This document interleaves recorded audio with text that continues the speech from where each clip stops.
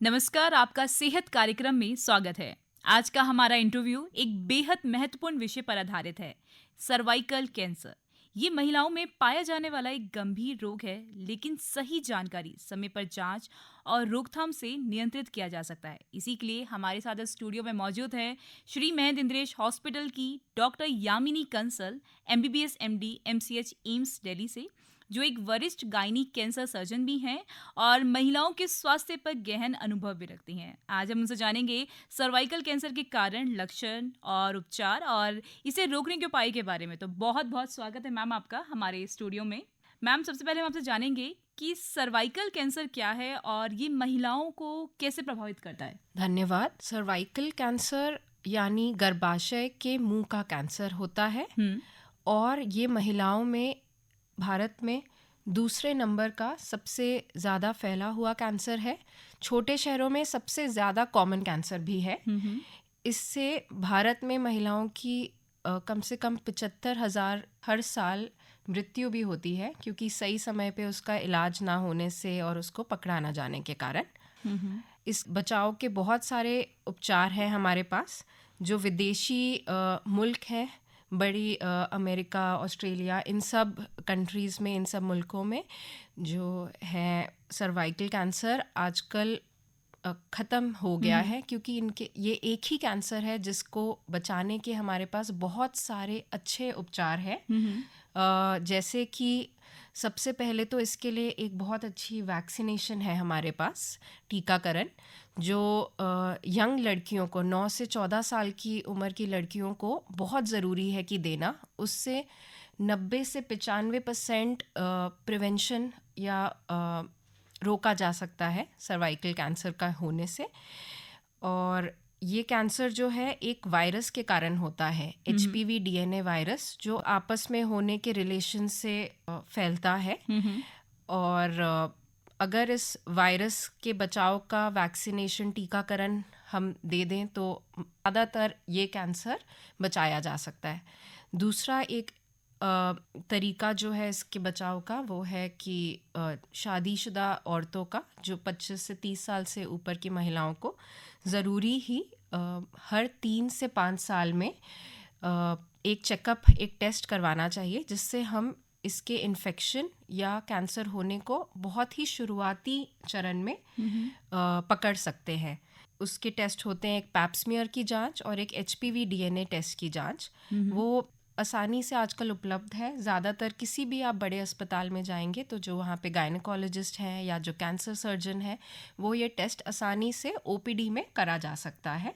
और इसी टेस्ट के यूज़ से जो बड़े देश हैं उसमें अब ये कैंसर, जो पहले बहुत ही जानलेवा था, बहुत महिलाओं की मौत का कारण था, अब वहाँ पे वो पूरी तरह से ख़त्म हो सकता है। आप समझिए, जिस तरह से पोलियो हमारे देश से ख़त्म कर दिया गया है, उसी तरह से अगर हम इसकी वैक्सीनेशन और टेस्टिंग करेंगे तो ये कैंसर, जो कि सबसे कॉमन कैंसर है हमारे देश में, उसको हम ख़त्म कर सकते हैं। मैम, इसके जेनेटिक कारक क्या शामिल होते हैं और इसके मुख्य कारण क्या हो सकते हैं सर्वाइकल कैंसर के? सर्वाइकल कैंसर का जेनेटिक ज़्यादा रिलेशन नहीं है।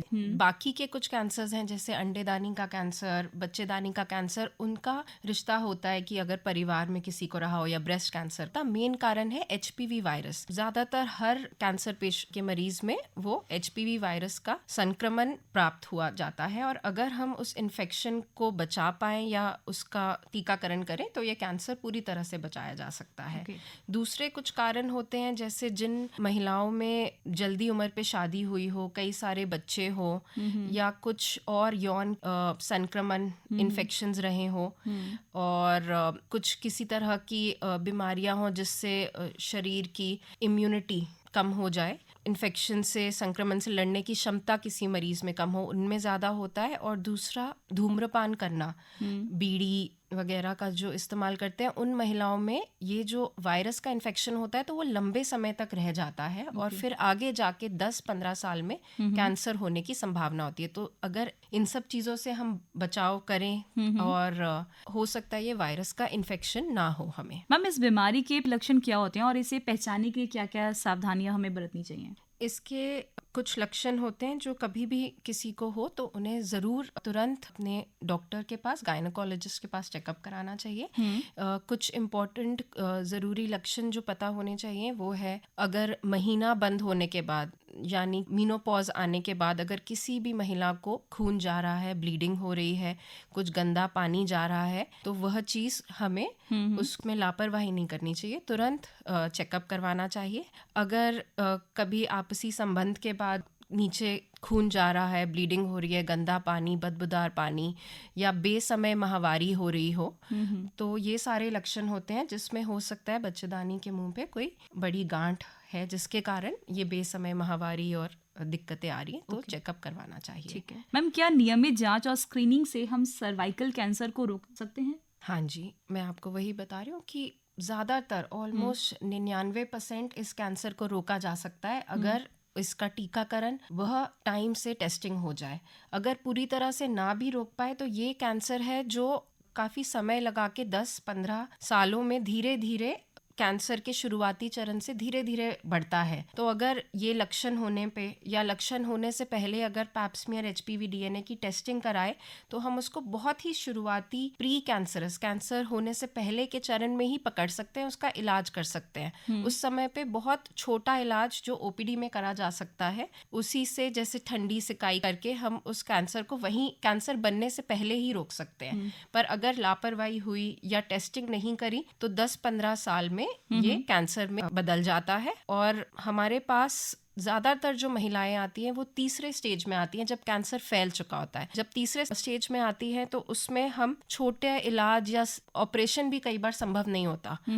अगर पहले स्टेज में पेशेंट आते हैं तो हम एक ऑपरेशन कर सकते हैं जिससे हमेशा के लिए वो कैंसर ठीक हो सकता है 90% पेशेंट्स में। पर अगर वो तीसरी स्टेज में आ रही है तो ऑपरेशन भी संभावित नहीं होता है। तो सिकाई का इलाज, कीमोथेरेपी का इलाज जो कि कई महीनों तक चलता है और उसके कई सारे साइड इफ़ेक्ट्स भी होते हैं, तो वो करना पड़ता है। पर अगर टाइम से आ जाए तो हो सकता है हम कैंसर में बदलाव से पहले उसको पकड़ पाए या फिर शुरुआती उसमें छोटे इलाज से ही उसको ठीक भी कर सकते हैं। मैम, सर्वाइकल कैंसर की रोकथाम के लिए महिलाओं को अपनी जीवन शैली में क्या बदलाव करने चाहिए? जीवन शैली में एक तो जो छोटी लड़कियां हैं उनका टीकाकरण करवाना वो ज़रूरी है। उसके अलावा अगर कोई भी इन्फेक्शन नीचे योनि के रास्ते कुछ है तो चेकअप करवाएं और टेस्टिंग करवाना है। अगर स्मोकिंग, धूम्रपान, वो सब से ये कैंसर का बढ़ना बहुत ज़्यादा तेज़ी से बढ़ता है, तो वो चीज़ रोकना ज़रूरी है। उसके अलावा साफ़ सफाई, आपस में जब संबंध रखते हैं तो उसमें कोई भी कुछ इन्फेक्शन या कुछ ऐसा हो तो उस सब का रुकाव कर सकते हैं। खाने पीने की तरफ से भी अगर जिनमें न्यूट्रिशन, खाने पीने के पौष्टिक आहार खाने से हमारी इम्यूनिटी बढ़ती है, तो अगर इन्फेक्शन होगा भी तो हमारा शरीर उससे लड़के उसको कैंसर में कन्वर्ट होने से रोक सकता है। मैम, सर्वाइकल कैंसर से संबंधित कोई सामान्य मिथ या फिर कोई गलत फहमी जिसे आप स्पष्ट करना चाहेंगे? समाज में तरह तरह के मिथ फैलते हैं और गलत फहमियाँ फैल जाती हैं। हाँ जी। से ज़्यादा जो इस बीमारी को लड़ने में हम क्यों सफलता नहीं पा रहे हैं, वो ये कारण है कि इसको लेके बहुत ज़्यादा झिझक रहती है। इस तरह के अगर लक्षण होते हैं महिलाओं को तो उनको बहुत झिझक होती है, तो वो अपने परिवार में भी किसी को नहीं बताते कहीं। और लापरवाही, महिलाएं अपने सेहत पे कभी भी, ज़्यादातर महिलाएं अपने आप पे इम्पोर्टेंस नहीं देती अपनी सेहत को, और लापरवाही के कारण जो है वो बीमारी बढ़ती रहती है। अगर कोई भी इस तरह का लक्षण हो कि मीनोपॉज के बाद महिलाओं को ब्लीडिंग हो रही है, खून जा रहा है, गंदा पानी, इन सब चीज़ों से शर्माने के कारण आगे वो चीज़ बताई नहीं जाती है। फिर जब परेशानी बहुत बढ़ जाती है कि बहुत ज़्यादा पेट में दर्द हो रहा है, पेशाब, लैट्रिन, खाना पीना कुछ नहीं, तो वो मोस्टली उसके तब तीसरे स्टेज तक बीमारी फैल चुकी थी और उस टाइम पे हमारे पास महिला आती है। तो जो झिझक है उसको हम कम करके अपनी सेहत को ज़रूरी समझे और सही समय पे चेकअप कराएं। मैम, अभी हम बात कर रहे हैं आपसे सर्वाइकल कैंसर के बारे में, तो मैम जैसे कि इसका ट्रीटमेंट होता है तो उसका रिकवरी रेट क्या रहता है? सपोज किसी को सर्वाइकल जो कैंसर है किसी को डिटेक्ट हो गया है और उसके बाद वो ट्रीटमेंट के लिए जा रहा है, तो उसका रिकवरी रेट कितना रहता है मैम? सर्वाइकल कैंसर का अगर हम सही समय पे, जल्दी समय पे पकड़ पाए बीमारी को, कैंसर होने के शुरुआती चरण या पहली स्टेज में, तो इसका एक ऑपरेशन होता है, बड़ा ऑपरेशन करते हैं हम, पर उसका बहुत अच्छा सक्सेस रेट रहता है। और अगर सही तरह से जो ट्रेंड कैंसर सर्जन्स हैं, तो ये बहुत ही सफल ऑपरेशन माना जाता है, जिससे ऑलमोस्ट 95% हम 95% मान सकते हैं कि बीमारी को जड़ से हटा दिया जाएगा।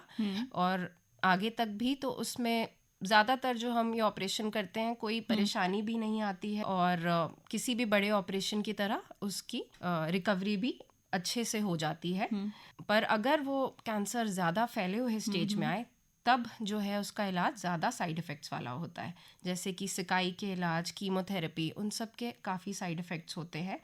उसके बावजूद भी अगर तीसरी स्टेज में भी आए तो भी 75 से 80% पेशेंट्स ठीक हो सकते हैं हमेशा के लिए, क्योंकि इसमें सिकाई का इलाज भी बहुत सफल है। तो अगर लेट स्टेज हो तो भी हमारे पास अब इतने अच्छे ऑप्शंस हैं कैंसर के इलाज के लिए, कि कैंसर अब ऐसे नहीं है कि कैंसर हो गया तो बस पेशेंट को कुछ नहीं कर सकते।